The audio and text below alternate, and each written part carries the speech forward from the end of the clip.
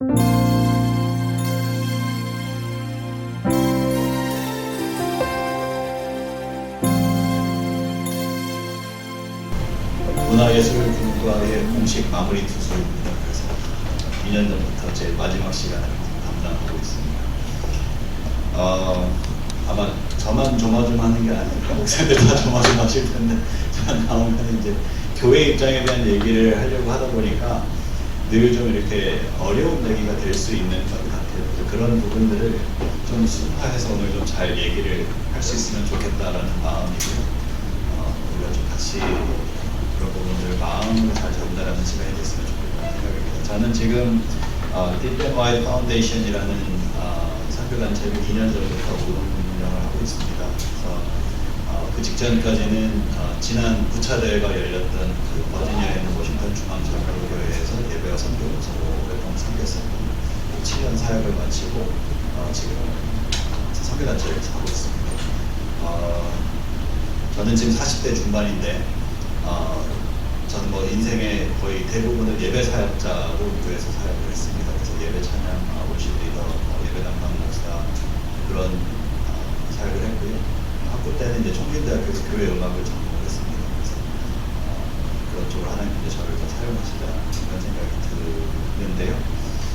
제가 이제 로컬 교회에서 나와서 선교 단체를 시작하게 된 많은 이유들 중에 가장 큰 이유 중에 하나는 늘 제 안에 있던 고민 중에 하나였습니다. 그게 뭐냐면 교회 사역에서 예배 찬양 사역을 하면서 이게 다일까라는 고민이 항상 있었습니다. 그게 뭐냐면 그 교회에서 예배 사역, 예배 찬양 사역을 담당을 하다 보면 저에게 주어지는 역할은 주로 찬양 인도를 하는 것이나 아니면 예배를 기획해서 집회를 잘 만들어내는 뭐 이런 것들이었습니다. 찬양팀을 꾸리고 혹은 뭐 이렇게 프로그램들을 만들고 초청한 연주자들을 세우고 목사님이 이렇게 설교하고 기도하는 것들을 잘 서포트하는 그런 일들이죠. 그런 일들을 쭉 해오면서 많은 것들을 했습니다. 굉장히 교회 예배가 종합예술이잖아요. 그래서 음악도 하고 그럴 때는 미디어 관련된 일들도 하고 교회 LED 이런 거 설치할 때는 비행기 타고 여기 라스베가스까지 와서 그런 거 작업하고 이런 거 많이 했는데 그런 일들을 쭉 하고 결과물이 나올 때마다 제 안에 끊이지 않는 질문 하나가 그거였어요. 이게 다일까라는 질문이었습니다. 예배 사역 자체가 항상 뭔가를 이렇게 퍼포먼스를 만들어내고 이벤트를 잘 만들어내고 마무리하는 것에서 끝나는 데에 대한 질문이 있었고요. 그게 내 사명의 전부라면 좀 지루하다는 생각을 많이 했습니다. 그러다가 이제 제가 그 사역 중에 기도원 중에 발견했던 것은 뭐냐면 예배 사역에 잃어버린 또 다른 다음 동작이 있는데 그게 바로 선교라는 부분이었습니다. 그래서 저는 이제 Deep and Wide Foundation이 예배와 선교를 레프레젠트합니다. 그래서 Deep은 예배를 의미하는 거고 하나님의 마음이고 Wide는 하나님의 마음이 담는 선교. 그래서 예배 사역자는 예배를 잘 드리는 사람들은 반드시 선교도 잘 해야 된다라는 생각을 가지고 예배와 선교의 연결에 대한 부분들을 이야기하고 있습니다. 서론이 길었던 이유는 그것입니다. 이게 사실은 굉장히 우리의 모습을 보여주는 것 같아요. 저는 이제 주로 대형 교회를 중심으로 사역을 했다 보니까 물론 이제 아주 작은 시골 교회에서 다니는 것으로 잠깐 했었습니다. 그래서 이렇게 하다 보니까 너무 시스템이 잘 돼 있어요. 그래서 어떤 결과가 나오냐면 예배와 선교가 굉장히 잘 분리되어 있어요. 예배하는 사람들은 선교에 별로 관심 없어도 되고요. 선교하시는 분들은 예배가 그립긴 하지만 굳이 그런 부분에 대해서 신경 쓰지 않아도 알아서 어떤 분가들이 잘 굴러가는 거죠. 그래서 우리의 마음에 한 가지 잃어버린 게 있는데 그걸 뭐냐면 선교의 현장에서는 예배가 얼마나 중요한지를 많이 잃어버리고 늘 갈망하지만 어떻게 세워야 되는지 잘 모르는 경우가 많고 실제로 이제 우리가 로컬교회 더 많은 성도님들이 계신 이 로컬에서는 예배로 은혜를 받는 것까지는 잘 하시는데 그 다음 동작을 잘 모르시는 거예요. 그래서 예배를 잘 드리는 사람은 반드시 자기의 선교를 찾아내야 하겠다. 자기의 선교를 찾아내서 하나님 나를 부르신 부름이 무엇인지를 하면서 좀 다 알아야 하겠다. 교회의 훈련을 이렇게 쭉 저도 진행을 하면서 교회의 훈련의 결과가 항상 구원의 확신이라는 것에 멈춰 있다는 것에 늘 질문이 있었습니다. 왜 교회의 훈련은 항상 구원의 확신에서 끝날까? 구원의 확신에서 왜 졸업을 시켜주지 않을까? 그래서 다 구원의 확신을 졸업하고 난 다음에 그 다음에 하나님 부르신 자리로 나가야 되는데 왜 계속해서 첫 번째 훈련도 구원의 확신에서 끝나고 두 번째 훈련도 구원의 확신에서 끝나고 그거를 20대, 30대, 40대, 50대, 60대, 70대까지 그 훈련을 받으면서 왜 거기서 멈춰 있어야 할까라는 질문이 로컬 교회 안에서 항상 있었습니다. 그런 부분들을 좀 헤쳐나가려다 보니까 하나님 저한테 답으로 주신 게 아마 선교이지 않나 그런 생각이 좀 듭니다. 서론이 좀 길었는데요. 선교 현장에 좀 나와서 발견하는 것은 뭐냐면 복음은 진공 상태에서 전해지는 것이 아니고 우리가 복음을 전하기 위해서는 반드시 뭔가를 해야 되더라고요. 선교지에 나가서 물론 뭐 어떤 선교사 저도 이제 선교지를 자주 다닙니다. 근데 이제 상황상 여건상 정말 이렇게 많은 것들이 되지 않고 어려운 선교지들이 있습니다. 그럼에도 불구하고 복음이 전파되기 위해서는 우리는 복음의 매개체를 만들어내고 사람들에게 복음으로 다가갈 수 있는 많은 노력들을 해야 되겠죠. 저는 이제 그런 창의적인 변화의 중심의 문화예술 사역이 굉장히 중요한 부분을 차지하고 있다고 봅니다. 그래서 복음을 다양한 그릇으로 또 다양한 언어로 다양한 문화로 변화시켜서 그게 만약에 다른 문화권에 있는 사람들이라면 그들이 들을 수 있는 언어로 만들어내고 다른 세대 안에 있는 사람들이라면 그 세대가 들을 수 있는 언어로 만들어내는 것이 문화예술의 역할이라고 봅니다. 이 문화예술 사역이 우리가 한 가지 사례로 굉장히 큰 반향을 일으켰던 사례로 들 수 있는 것이 사실은 CCM입니다. 우리가 이제 CCM입니다. 그래서 CCM은 이제 Contemporary Christian Music, 동시대 그 기독교 음악이라고 얘기하고 사실 이 담론은 뭐 아주 오래전부터 많이 이야기되어 왔던 것입니다. 근데 이거를 굳이 사례로 다시 들어오는 이유는 이 Contemporary Christian Music이 가지고 있는 선교적인 어떤 그 반향들을 다시 한번 관출해보고 싶기 때문입니다. 이 Contemporary Christian Music의 시작은 사실 지저스 무브먼트입니다. 1960년대죠. 그러니까 미국을 중심으로 해서 이 지저스 무브먼트가 일어났습니다. 히피 문화가 아주 많았던 시절이고 베트남 전쟁이나 세계가 많이 혼란스러웠던 때죠. 사람들이 특별히 그 젊은이들이 그 굉장히 그 가지고 현 기성세대가 가지고 있는 문화에 대한 반감이 많았고 그들이 가지고 있는 틀에 대한 반감이 많았을 때입니다. 뭔가 삶의 의미를 찾고자 했지만 늘 사람들이 주는 것은 이게 틀 안으로 들어가야 한다라는 답을 주던 시대에 굉장히 젊은이들이 고민을 하면서 히피 문화가 막 이렇게 온 미국에 퍼져가던 때죠. 그때 그 문화의 한편에서 이것을 그 히피 문화의 그런 어떤 정신에서 벗어난 크리스천 정신에서 입각한 답을 찾으려고 노력하는 운동이 있었고 그것이 이제 지저스 무브먼트입니다. 이 지저스 무브먼트는 처음에 사실 굉장히 이단성이 많은 운동으로 사람들에게 비춰졌죠. 왜냐면은 그 기성세대가 이해할 수 없는 그 히피 문화의 그 복장과 그 헤어스타일과 그들의 말투와 이런 것들이 교회 안에 받아들여질 수 없었고 그때만 해도 교회는 다 이렇게 와이셔츠에 넥타이를 메고 정장을 입고 앉아있어야 하는 그런 사고관의 교회의 미국의 문화가 있었기 때문에 이들이 쉽게 받아들이지 못했죠. 그런데 이제 하나둘씩 그런 문화들이 이렇게 드러나기 시작했고 그 중심에서 이제 그 레리 롤맨이라는 사람이 처음 CCM이라고 할 수 있는 락뮤직이 이제 어펀 디스 락이라는 그 음악을 만들면서 그동안의 교회가 가지고 있던 클래식 중심의 오르간 중심의 찬송가 중심의 음악을 완전히 벗어난 그런 음악이 하나 나오게 되죠. 그리고 이것을 시작으로 사람들이 이 젊은 세대들이 자기의 문화에서 받아들이기 쉬운 음악, 자기들이 듣고 싶은 음악을 통해서 찬양을 만들기 시작하고 이제 그게 반향을 일으키기 시작합니다. 지저스 무브먼트는 사실 처음에 이게 불발로 끝나거나 좀 실패로 끝날 가능성이 굉장히 높았습니다. 아까 말씀드린 것처럼 기존의 교회에 환영을 많이 받지 못했던 경향이 있었고요. 그리고 사실 이 분들이 많은 시도는 했지만 그 시도를 하는 그 문화예술을 하는 사람들의 어떤 그 백그라운드나 이런 것들이 교회에서 받아들이기 어려운 부분이 좀 있었죠. 거기에 힘을 보태줬던 이 적으로 가려고 하던 지저스 무브먼트의 CCM 운동에 힘을 보태주는 분이 이제 척 스미스 목사님이나 아니면 도널드 뮬러 같은 목사님들입니다. 이 그냥 좋아서만 자기들의 문화로만 이렇게 시작했던 젊은 사람들의 어떤 그런 치기 어린 도전들을 이분들이 신학적으로 바탕을 해주고 보듬어주고 이해해주면서 이것이 이제 힘을 받기 시작하고, 그리고 이 자기들만의 우리가 이제 CCM이라고 부르는 자기들만의 그 문화로 멜로디로 된 그 찬양들을 교회로 받아들일 수 있는 문을 열어주고, 그리고 이 시대 정신이 가지고 있는 뭔가 이렇게 평화로운 것을 찾고 정말 하나님이 원하시는 정의를 찾고 하는 것들을 지저스 무브먼트를 받아들여주면서 이것이 뉴 패러다임 철치 운동으로 번지게 되죠. 그래서 CCM과 함께 굉장히 미국 안에 새로운 교회 운동들이 많이 일어납니다.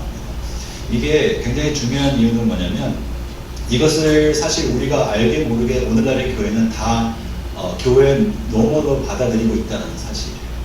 오늘날에 우리가 다니는 대부분의 교회들은 뭐 여전히 전통을 고수하는 교회들이 있긴 하겠지만, 이것도 우리에게 받아들여줄 수 있는 복음주의 굉장히 큰 한 흐름으로 우리에게 다가 오히려 더 큰 파도가 돼서 지금 우리에게는 일상화되어 있다는 사실이죠. 이 두 분의 목사님을 비롯한 이 뉴 패러다임 철치 운동을 일으킨 목사님들의 이 교회들의 가지고 있는 몇 가지 특징들이 있는데, 그것은 뭐냐면 전통적인 것을 고수하기보다는 실용적인 것에 문을 열어줬다라는 거죠. 그 세대가 들을 수 있고 그 세대가 할 수 있는 걸 하게 해줬고, 그 다음에 아까 신학적으로 굉장히 부족하다고 그랬는데, 그 신학적으로 부족한 것들을 신학적으로 뒷받침해 줌과 동시에 그것을 정죄하지 않고 판단하지 않고 유연성으로 열어서 그들이 가지고 있는 문화가 교회에서 통용될 수 있는 길을 마련해 줬던 것이 이분들이 한 일입니다. 그리고 당시에 뭐 오늘날도 그런 당들이 많이 있습니다. 교회 안에 뭉쳐 교회 안으로만 그리고 교회 안에서만 통용되는 이 교회 문화가 이제는 현장 중심으로 나가게 됐고, 지저스 무브먼트가 사실은 이게 음악 운동이나 문화 운동이라기보다는 나중에는 사회 변혁 운동으로까지 이렇게 퍼져나가는 걸 볼 수 있거든요. 그런 부분들에 관심을 가지고 굉장히 복음적이고 사회참여적인 운동으로 발전을 했다라는 사실입니다. 이게 영향력이 굉장히 큰데요. 첫 번째는 젊은 세대들이 굉장히 갈증하던 영적인 어떤 갈급함들을 해소해 줬습니다. 그래서 이 지저스 무브먼트를 통해서 그때 당시 미국 교회가 가지고 있던 다음 세대에 대한 고민들이 자연스럽게 해결됐습니다. 왜냐하면은 자기들이 알 수 있는 언어와 자기들이 들을 수 있는 음악과 이 안에 들어있는 복음들을 받아들이고 은혜를 받고 이러면서 나오기 시작하면서 다음 세대가 굉장히 급격한 부분들을 이루는 경험들을 했죠.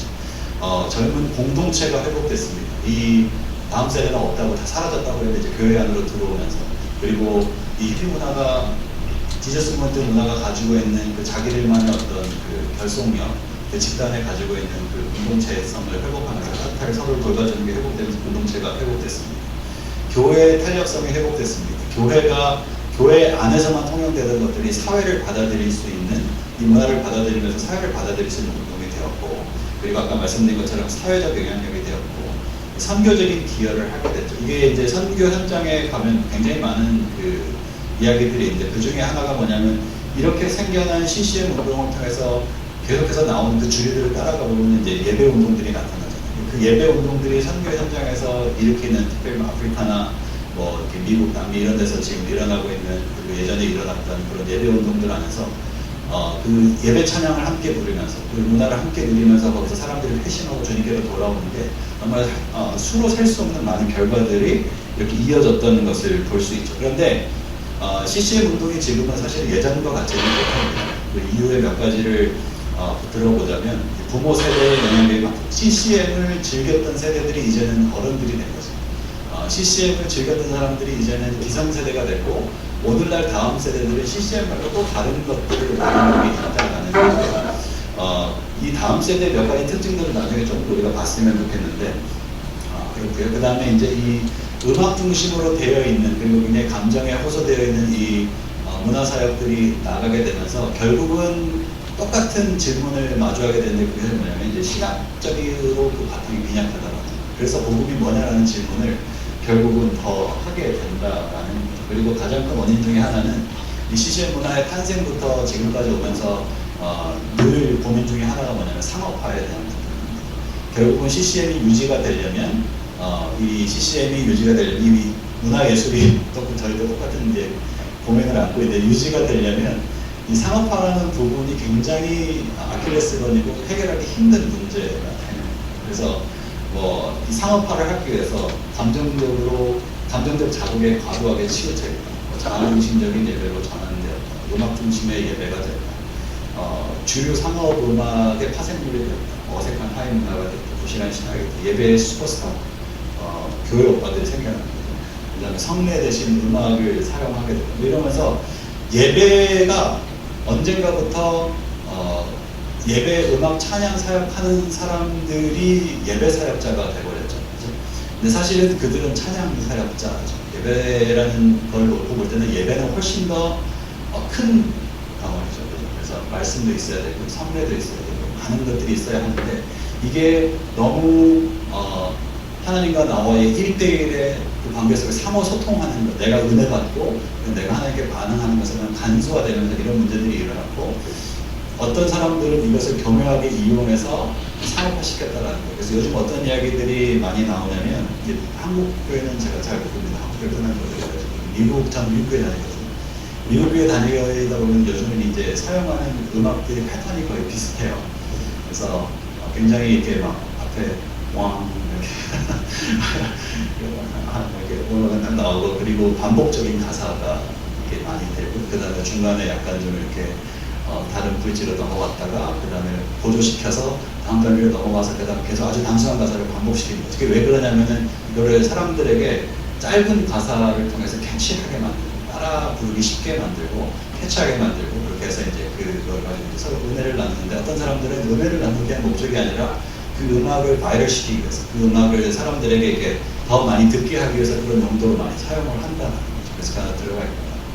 그래서 굉장히 좀 이렇게 뭐라 그럴까요? 좀 날카롭게 얘기하시는 분들은 이제 나는 그런 단순한 가사에 의미 없는 단순한 가사에 반복적인 가사를 찬양으로 부르고 싶지 않다. 그렇게 얘기하는 분들도 있고 요즘 이제 그 예배 음악 하는 친구들의 주요한 관심사는 예배 음악이 가지고 있는 어떤 은혜의 영향력보다 거기에 얼마나 많은 텐션 코드를 쓰면서 얼마나 더 오른 박자 안에서 받는 박자 안에서 바로 이제 그 연주하는가에 대한 부분. 그래서 그 뮤지션들 사이에 서로 대화 안에 사실은 하나님이 존재하기가 굉장히 어려운 그런 것들이 실제 우리의 모습이 되어버린 상황입니다. 그런 것 안에서 이 기독교 음악이 많이 쇠퇴하고 있다라는 것을 예배사의 관점에서 좀 볼 수 있게 됐습니다. 그래서 저는 좀 이 오늘 모이신 분들에게도 제 역할은 사실 늘 보면 좀 어려운 얘기를 하는 역할이 저한테 있는데 문화예술 사역에 오시는 분들의 어떤 분들은 그런 분들도 계신 것 같아요. 그래서 내가 저분을 언제 우리 사역지로 초대할 수 있을까 뭐 이런 관심이 있거나 혹은 그래서 우리 선교사님들이 있는 곳에 뭐 피아노 치는 사람 한 명이라도 왔으면 좋겠다. 기타 치는 사람 한 명이라도 와서 내 사역을 도와주면 너무 내 사역이 잘 될 것 같다. 이런 기대를 가지고 오시는 거예요. 이런 성급하게 필요를 찾는 그런 모습들이 우리가 가지고 있는 예배 사역의 본질을 훼손하는 거고요. 이 사역자들 역시 기능적으로 이렇게 너무 자연스럽게 기능 안에서 반응하다 보면 자기가 누구인지를 잃어버리게 내가 뭐 이렇게 세상 음악하는 음반을 팔아야 되는 사람인지 아니면 내가 하나님을 진짜 예배자인지 이런 것들을 혼란하게 되는 그런 경우들이 생기게 된다라는 거죠.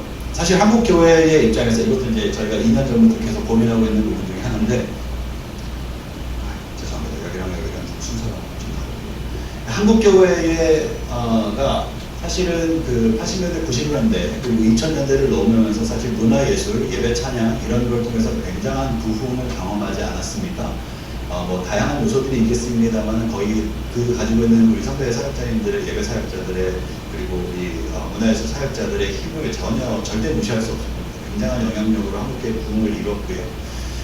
그런데 이제 그 안에서 저희가 공통적으로 발견했던 것 중에 하나가 뭐냐면 문화예술 사역자들은 내가 누구인지 장황하게 설명하지 않으면 자기 전체적으로 인정해주지 않습니다. 뭐 히트곡이 하나 있으면은 우리 유정 목사님 아침에 주의인자시면 그럼 그분 이러면서 넘어가는데 그 외의 분들은 이게 내가 누군지를 막 너무 설명해야 돼. 나는 뭐 하는 사람이고 이런 게 있었어요. 그런 게 있었고 교회 입장에서는 이 전문 사역자가 약간 도구화되었죠. 사실 이거는 굉장히 아픈 얘기긴 한데 전문인 사역자들, 이게 뭐 단순히 음악 사역자뿐만 아니라 음악 사역자도 마찬가지지만 미디어, 음악 예술을 하시는 분들, 아트 하시는 분들 이런 분들이 교회에 오면은 뭐 성가대 솔리스트 어제 얘기하면서 30만, 40만 원 교수님이 얘기해 주셨는데 실제로 그렇게 취급을 받으면서 교회에 도구화되었던 그런 부분들이 분명히 있었어요. 교회는 그 전문성을, 그들이 가지고 있는 전문성을 존중하지도 않았고 동역자로 그들을 받아들이지도 않았다.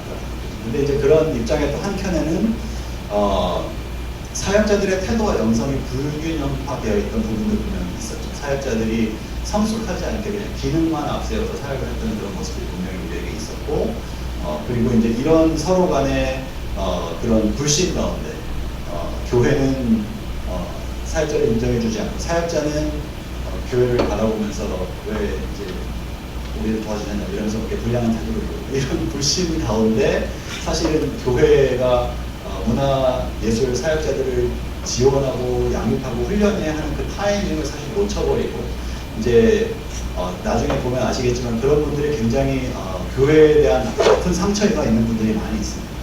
나는 평생 헌신했는데 결국은 버려진 헌신자에게 되었다. 이러면서 교회 안 나오고 이런 분들 계시고, 교회에 정말 하나님 나에게 은사를 주신 것은 주님 나라를 위함이다, 예배를 위함이다, 헌신했다가 교회에서 이렇게 전혀 그들을 동역자로 데려가지 않는 그런 것들을 보면서 세상 음악으로 넘어가시는 분들 많이 계시고, 그런 일들이 우리가 가지고 있는 아픔의 역사였다라는 거죠. 그래서 교회에게 좀 이제 늘 드리고 있는 제안 중에 하나는 전문 사역에 대해서 사실 인정을 좀 해야 됩니다. 이해를 해야 되고 이게 어떤 건지 알아야 돼요. 교회에서 제발 부목사님 대하는 만큼만 전문 사역자들을 대해줬으면 좋겠다라는 게 이제 우리의 이야기죠. 저도 부목사지만 제가 만약에 예배 찬양 사역을 하면서 목사가 되지 않았더라면 저는 아마 그 교회 청년으로 네, 형제님, 평생 형제님으로 이제 거기서 사역을 하면서 어느 수련회에 있었을 것같아요. 그나마 목사가 되었기 때문에 뭘 붙여주고 목사가 되었기 때문에 존중도 받고 상대님도 만날 수 있는 그런 교감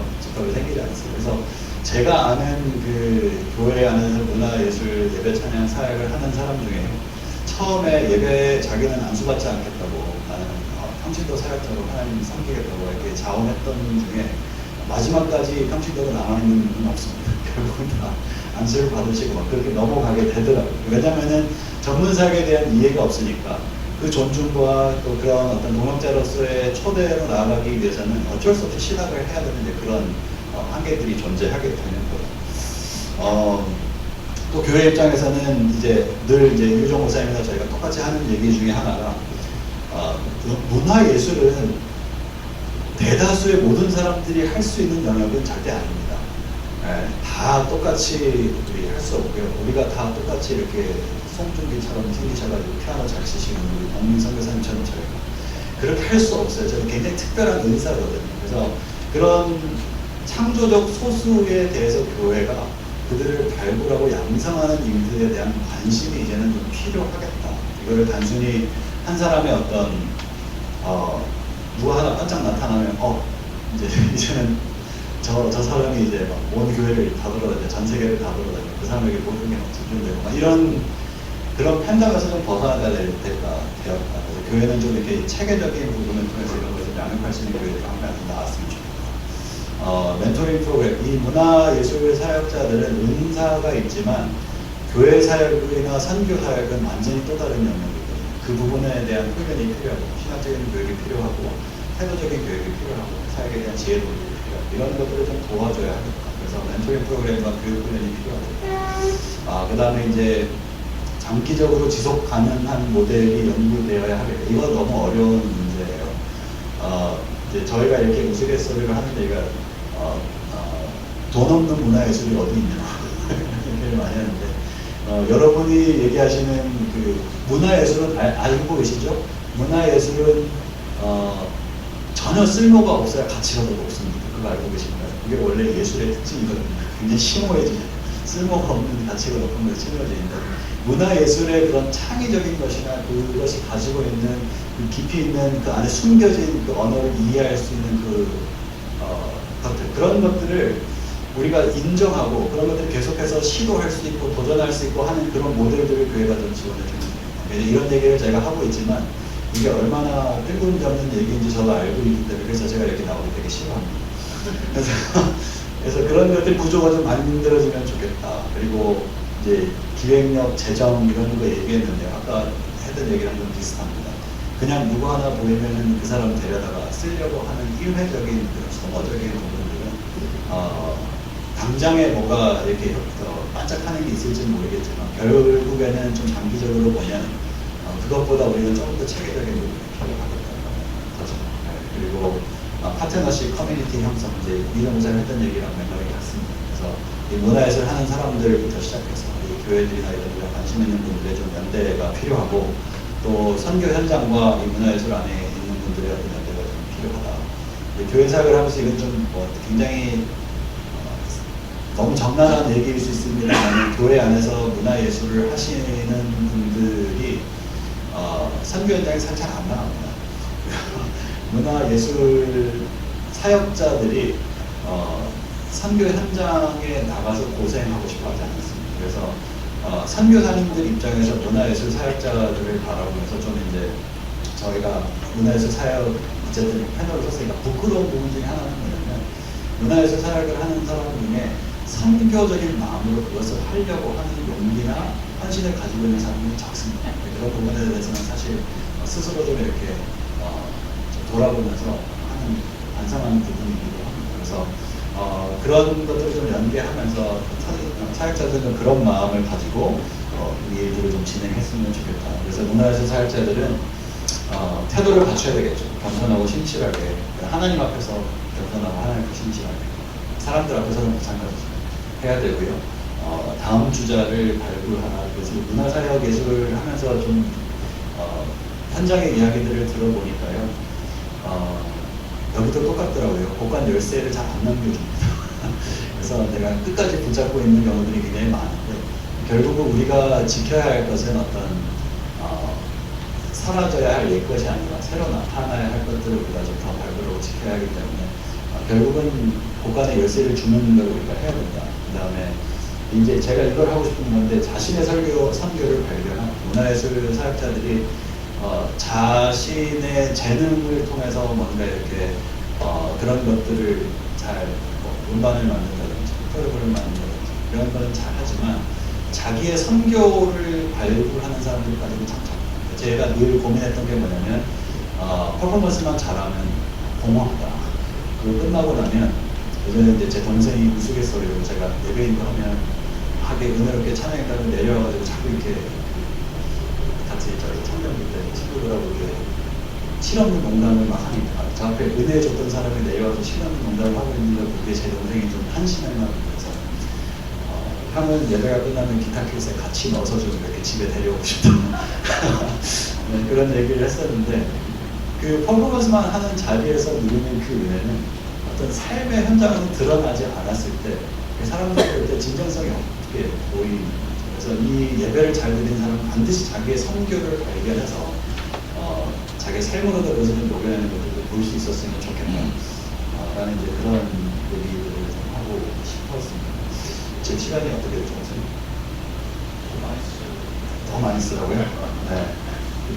무슨 얘기가 있는지 좀 보겠습니다. 이 얘기를 좀 그러면 하겠습니다. 그 문화예술 사역, 이제 교회의 관점이니까요. 교회 얘기를 좀 가지고 왔는데요.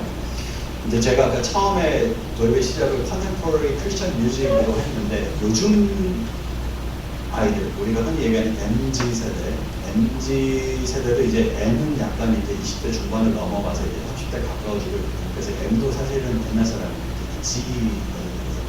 제너레이션 G 세대들이 가지고 있는 의식을 좀 보려고 하는데, 이제 예전에는 우리가 컨템포러리 크리스천 뮤직이라는 걸 가져올 때 뭘 가져왔냐면은 동시대적인 음악 장르를 가지고 왔어요. 그죠? 음악이나 예술의 장르를 가지고 왔어요. 그래서 우리가 이제 CCM이라고 부르는 혹은 그런 것들 장르를 만들고 코드를 어떻게 쓰고 진행을 어떻게 하고 이런 것들이 우리에게 문화적으로 닿지 않는가. 이게 당시의 컨템포러리였다면, 오늘날 친구들에게 컨템포러리는 약간 다른 관점이라는 거죠. 그래서 다음 세대, 제가 이민교회에 오래 있다 보니까 엄마 아빠랑 아이들이랑 말이 안 통하잖아요.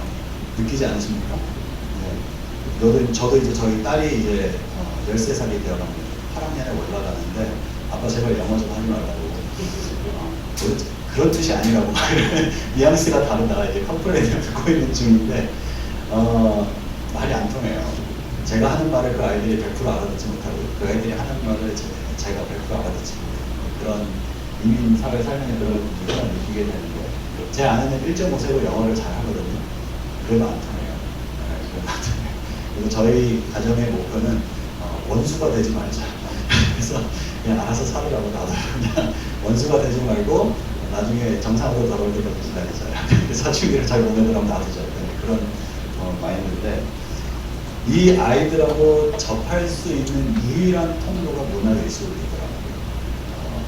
말이 안 통하는데 이 아이들이 정말 그 주님 만났으면 좋겠는데 저는 말로 전해줄 수 없는 그 주님을 저희 딸도 지하이고요. 저희 아들도 지하이고요. 할렐루야. 네, 갑자기 얼굴이 밝아지면 네, 저희 막내도 이제 올해부터 지하이기 시작합니다. 그래서 셋 다 이제 지하이고 저희 완전 지하이 다스미스 패밀리인데 저희 딸이 작년에 캘리포니아 캠프에 왔었거든요. 거기서 첫 번째 성령 체험을 했어요. 그러니까 제가 전해줄 수 저는 늘 그 아이가 어떻게든 좀 진짜 인격적으로 주님을 만나는 말하면 예수님 믿는다고 하는데 진짜 예수님 인격적으로 만나는 걸 몰랐는데 이 아이가 그 얘기를 하더라고요. 자기가 처음 이렇게 뜨겁게 주님을 만나는 게 GI 캠프에 가서 찬양하다가 정말 그 인지를 느꼈다는 그런 얘기를 하더라고요. 그래서 다음 세대랑은 말로는 통하지 않는다. 그 아이들과 통할 수 있는 방법이 있는데 그것이 사실 문화예술이 가지고 있는 굉장히 큰 힘이고 찬양이나 이런 것도 가지고 있는 굉장히 큰 힘이고 근데 이 아이들한테 물어봤어요. 너희는 어떤 찬양하고 제가 지금 CCM 세대가 같다 그랬잖아요. CCM 세대 지나가고 있다 그랬잖아요. 그래서 너는 도대체 뭘 원하는데 이거는 제가 한 게 아니고요. 그 와나 그룹이라고 알고 계시죠? 그 미국의 그 다음 세대들을 많이 연구하는 그 그룹이 있어요. 그 그룹이 밀레니얼 세대, 그러니까 젠지보다 약간 나이가 있는 밀레니얼 세대를 통해서 그 설문조사했다는 거예요. 그래서 그들은 뭘 원하는가? 우리는 밀레니얼 세대, 젠지, MZ 세대가 되게 개인적이라고 생각하잖아요. 걔네들은 굉장히 프라이버시를 중요하게 생각하고 혼자 있고 싶어한다고 생각하잖아요. 근데 너희는 커뮤니티를 원하니 프라이버시를 원하니 이랬더니 커뮤니티를 원한다는 응답이 78%였습니다. 그리고 너희는 그러면은 우리가 교회라는 걸 생각해 볼 때 너희는 그러면 센츄리 같은 교회를 원하니 어디토리엄 같은 교회를 원하니 뭔가 세련된 극장 같은 교회를 원하니 그거 봤더니 센츄리를 원한다는 응답이 77%였습니다. 우리는 지금 교회를 다 뒤집어 가지고 되게 모던하게 만들면 다음 세대가 반응할 거라고 생각하는데 우리 생각과 다르다고. 너희는 원하는 게 약간 클래식한 거, 옛날 예스러운 멋스러움을 좋아하니 아니면 트렌디한 거, 요즘스러운 거 좋아하니 그랬더니 자기네들은 클래식한 게 좋대요. 이게 되게 제 그 동년배 목사님이 최근에 필라델피아로 담임 목사님을 가졌는데 굉장히 전통적인 한국 교회에 구입을 했습니다. 근데 이분들 입장에서는 이분은 이제 2세 목사님으로 한국말을 잘 못하는 뭐 조금 하지만 하여튼 잘 못하는 영어권 목사님을 담임 목사님으로 데려간 한국 교회가 있어요. 그 교회에 갔는데 자꾸 성도님들이 목사님께 그런 젊은 목사님, 영어권 목사님 오셨으니 교회를 좀 연구하셔서 이렇게 했으면 좋겠다. 이 목사님이 그러는데 그걸 왜 바꾸냐고 지금 이렇게 좋은데 이렇게 이 클래식한 이 분위기는 만들어낼 수도 없는 건데 왜 자꾸 바꾸려고 하냐. 그러면서 이제 그 목사님이 반대를 하고 있는 입장이 우리가 생각하는 거랑은 다르죠. 그죠? 그런 세대가 돼요. 그리고 또 한 가지 너희는 콰이엇한 거를 원하니 라우드한 거를 원하니 막 이렇게 큰 소리 음악을 원하니 콰이엇한 거를 원하니 이렇게 대부분의 친구들이 65%의 친구들이 콰이엇한 거를 원한다. 완전히 다 뒤집어지고 있죠. 그 다음에 너희는 캐주얼한 걸 원하니 아니면은 디그리파이된 걸 폼이 있는 걸 원하니 그랬더니 그건 이제 캐주얼한 걸 원합니다. 그리고 모던한 걸 원하니 트래디셔널한 걸 원하니 그래도 우리는 이제 모던한 거를 조금 원한다 한 50% 이상이 정도 이제 그렇게 되다 보면 이제 거의 중간 절반이죠. 이 내용들을 보면은 우리가 알 수 있는 게 뭡니까? 우리의 다음 세대는 우리가 생각하는 거하고 뭔가 달라요. 왜냐하면 젠지는 어떤 제너레이션이냐면 이 젠지는 태어나면서부터 셀폰이 없는 걸 경험한 적이 스마트폰이 없는 걸 경험한 적이 없는 세대예요. 그러니까 아주 태어나서 자라면서 계속해서 스마트폰을 손에 쥐고 자라는 세대이기 때문에 우리가 이제 가상 세계에 굉장히 많이 노출되죠. 얘네들은 평생 즐거움을 어디서 느꼈냐면 가짜 세계에서 즐거움을 느꼈던 친구들. 이 친구들이 굉장히 바라는 게 있는데 그게 뭐냐면 진짜를 원한다. 근데 이 진짜가 그냥 진짜면 안 되고 좀 세련됨이 있어요. 자기들이 원하는 세련됨이 있는 진짜 거를 원하는데 그 진짜 거를 어디서 찾냐면 예스러운 곳에서 그 진짜 거를 느낀다는 거예요. 무슨 말인지 알겠죠? 그래서 이 친구들은 세련됨을 원하고 하지만 반드시 진정성 있는 것을 원한다. 이게 아주 중요한 겁니다. 네, 이 친구들이 컴플레인하는 것 중에 하나가 뭐냐면 복음을 전하는데 왜 자꾸 돌려서 얘기하느냐. 그 기독교적인 걸 얘기하는데 왜 자꾸 기독교적인 게 아닌 것처럼 얘기하느냐. 그러니까 이 친구들은 어떻게 느끼냐면 그거를 우리는 그거를 굉장히 그 친구들과 접하기 위해서 대화하기 위해서 그런 걸 사용하는데 기성세대에 대한 얘기가 아니라 다음 세대에 대한 얘기. 다음 세대들은 뭐냐면 그건 자신감 없어. 자기가 믿는 것에 대한 자기가 가진 것에 대한 자신감이 없어도 두 번째 뭐냐면 그렇게 해도 우리 눈에 별로 세련돼 보이지 않는 거예요. 왜냐하면 세상 음악이나 세상 문화들이 너무 세련되기 때문에 그게 그렇게 보이지 않는 거예요. 차라리 자기 그 복음이 가지고 있는 가장 멋진 것을 보여달라. 그리스도 중심의 복음의 핵심의 중심을 우리에게 보여달라는 거예요. 하지만 어떻게 보여달라고요? 세련되게 보여달라. 이게 이제 이 친구들이 원하는 거죠. 그리고 아까 공동체를 원한다 그랬죠. 공동체를 원하는데 어떤 공동체를 원하냐면 커플레이고요. 교회에 오면은 내가 예수님 믿고 싶습니다. 어떻게 하면 제가 이 교회 안에서 잘 성장해서 좋은 크리스천이 될 수 있습니까? 교회에서 뭐라냐면 to do 리스트와 그 다음에 하지 말아야 될 리스트, 해야 될 리스트와 하지 말아야 될 리스트를 준대요. 이 박스 안에 넣는 거예요. 너는 크리스천으로서 이렇게 살아야 돼. 너는 크리스천으로서 이걸 하지 말아야 돼. 이걸 준다는 거예요. 그러면 딱 질려버립니다. 그래서 얘네들은 따뜻한 공동체를 원합니다. 내 마음을 있는 그대로 들어줄 수 있고 이 친구들이 얼마나 솔직하냐면요. 마음만 통하고 따뜻한 공동체가 되면 자기 안에 있는 모든 얘기를 다 쏟아낼 수 있는 친구들. 굉장히 솔직하고 진솔한 친구들이 선의 없이 이렇게 만날 수 있습니다. 그리고 또 한 가지 뭐냐면 이것도 리서치 결과에 바탕한 건데 이 젠지 세대들은 자기들이 불완전하다는 것을 알고 있습니다. 자기들이 실수할 수 있다는 걸 알고 있어요. 하지만 우리에게 실수할 수 있는 기회를 달라. 시켜놓고 시켰으면 가만 놔두라. 시켜놓고 막 이거 해 저거 해 막 이렇게 하지 말고 시켰으면 가만히 놔두고 우리가 해볼 수 있는 기회를 달라. 실수할 수 있는 기회를 달라. 그러면 우리는 마침내 결과를 만들어내겠다. 이게 이제 이 세대들이 원하는 거죠. 그리고 또 하나는 뭐냐면 이제 예배와 선교의 연결이라고 표현을 했는데 우리가 드리는 이 예배가 진짜라는 것을 보여달라. 무엇을 통해서? 삶의 현장에서 보여달라.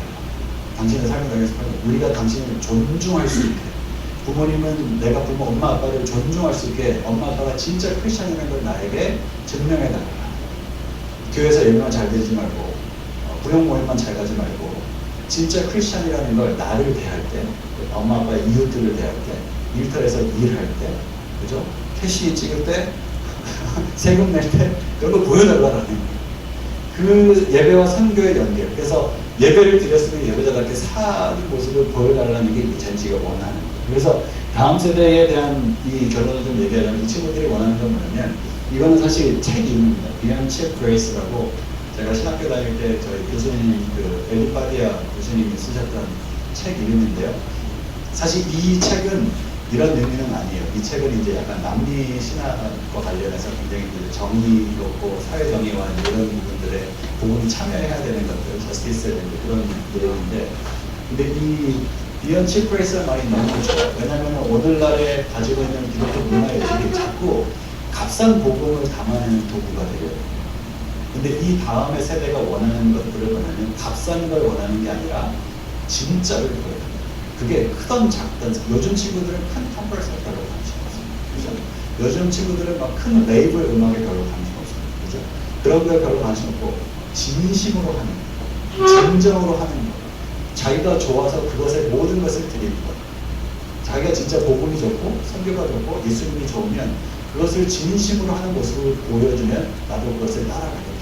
그래서 뭔가 이렇게 매력적인 것으로 사람들을 끌어들여서 이렇게 막 현혹해서 미혹해서 훅해서 나를 끌어들여 놓고 알맹이가 없는 이런 건 나에게 더 이상 주지 말고 정말 작은 거라도 조그만 거라도 진짜 걸 나에게 보여준다면 나는 그것을 따라가겠다는 게 다음 세대들의 지금 우리 세대를 향해서 얘기하고 있는 것이죠.